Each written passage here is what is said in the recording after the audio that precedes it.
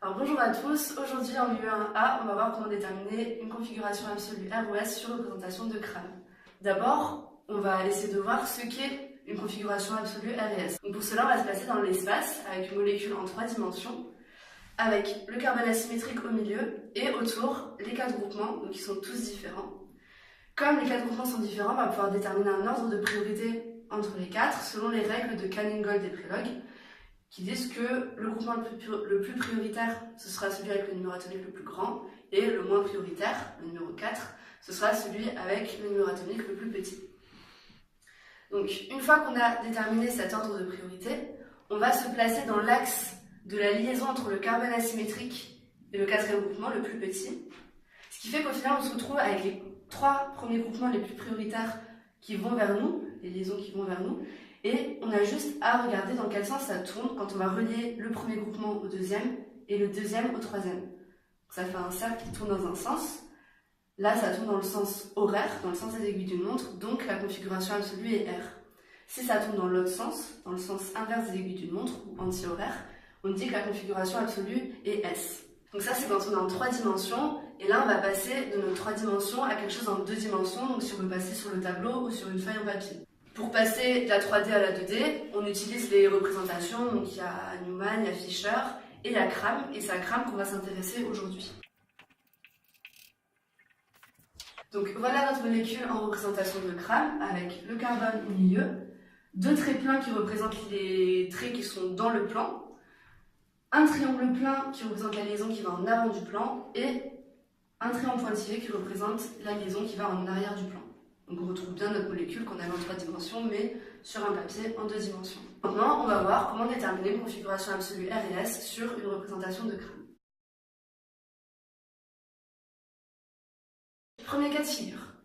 Première étape, on numérote nos groupements par ordre de priorité.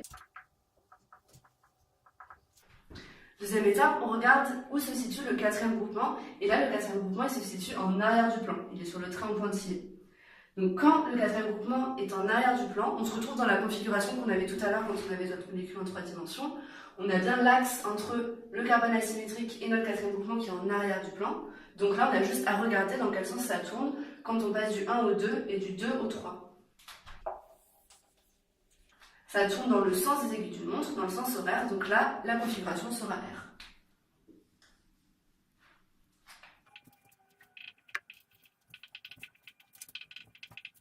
Alors là, par contre, sur cette deuxième molécule, quand on va du 1 au 2 et du 2 au 3,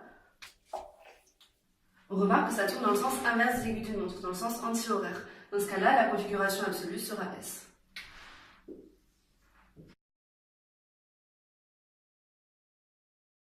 Alors, deuxième cas de figure. Donc, première étape, on numérote par ordre de priorité nos groupements. Deuxième étape, on regarde où se situe le 4e groupement, et là on se rend compte qu'il est en avant du plan.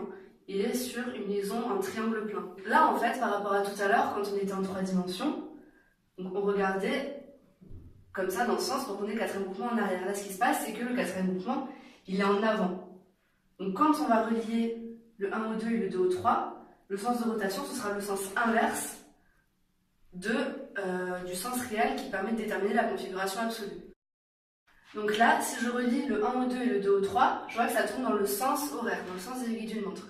Normalement, ça correspond à une configuration absolue R. Sauf que là, comme le 4 est en avant, on se trouve de l'autre côté de la molécule, donc la configuration absolue de la molécule, ce ne sera pas R, mais ce sera S.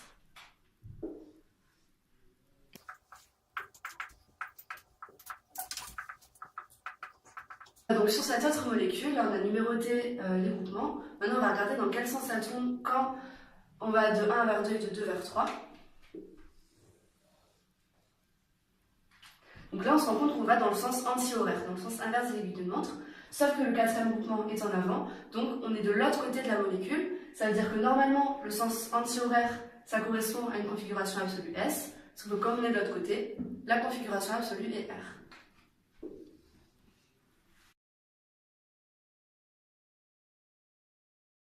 Troisième cas de figure. Donc première étape, je numérote les groupements par ordre de priorité. Je regarde où se situe le 4e groupement, et là je me rends compte que le 4e groupement, il est dans le plan, il est sur un trait plein. Donc là, on va pas pouvoir appliquer une méthode qui nous permet de voir directement la configuration absolue de notre molécule. Il va falloir qu'on tourne la molécule. Donc pour tourner la molécule, soit on se fait une bonne représentation dans l'espace de la molécule, on arrive à la tourner, à la réécrire. Sinon, il y a une petite astuce qui marche à tous les coups, qui consiste à dire que quand on échange 2 à 2 les groupements autour d'un carbone asymétrique, on retombe sur la même molécule. Donc en fait, ce qu'il faut faire, c'est que là, on veut placer le 4e groupement en arrière du plan. Donc on va l'échanger avec le R3.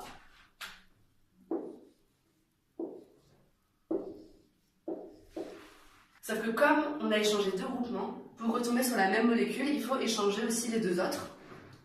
Donc le R2 va passer là, et le R1 va passer là. Cette molécule, c'est la même que celle-là, on l'a juste tournée pour faire passer le R4 en arrière. Donc là, on va renuméroter notre molécule.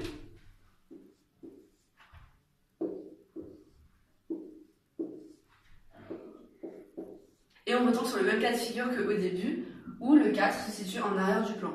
Donc là, la configuration qu'on va voir, ce sera bien la bonne configuration réelle de notre molécule. C'est-à-dire que là,